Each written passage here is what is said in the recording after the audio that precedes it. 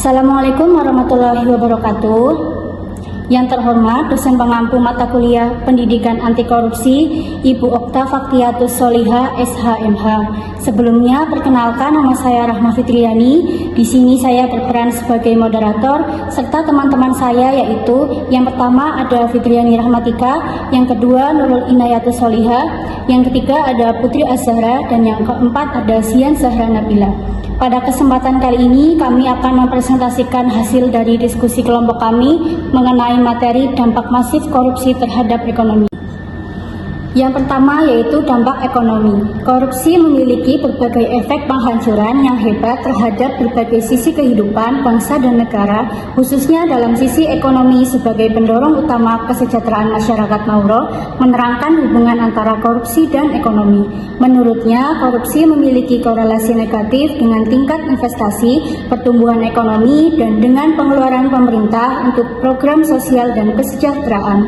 Berbagai macam permasalahan ekonomi lain akan muncul secara alamiah apabila korupsi sudah merajalela, dan berikut ini adalah hasil dari dampak ekonomi yang terjadi, yaitu 1. Lesunya pertumbuhan ekonomi dan investasi. Korupsi bertanggung jawab terhadap lesunya pertumbuhan ekonomi dan investasi dalam negeri.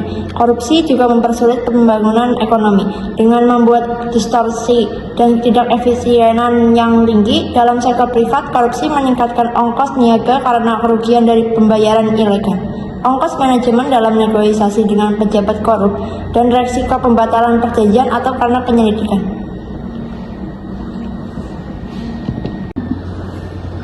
Penurunan produktivitas. Dengan semakin lesunya pertumbuhan ekonomi dan investasi, maka tidak dapat disanggah lagi bahwa produktivitas akan semakin menurun. Hal ini terjadi seiring dengan terhambatnya sektor industri dan produksi untuk bisa berkembang lebih baik atau melakukan pengembangan kapasitas. Yang ketiga yaitu rendahnya kualitas barang dan jasa bagi publik. Rusaknya jalan-jalan, ambruknya jembatan, tergulingnya kereta api, beras murah yang tidak layak makan, tabung gas yang meledak, bahan bakar yang merusak kendaraan masyarakat, tidak layak dan tidak nyamannya angkutan umum, ambruknya bangunan sekolah, merupakan rangkaian kenyataan rendahnya kualitas barang dan jasa sebagai akibat korupsi. Korupsi menimbulkan berbagai kekacauan di dalam sektor publik dengan mengalihkan investasi publik ke proyek-proyek lain yang mana sogokan dan upah tersedia lebih banyak. 4. Menurunnya pendapatan negara bagi sektor pajak.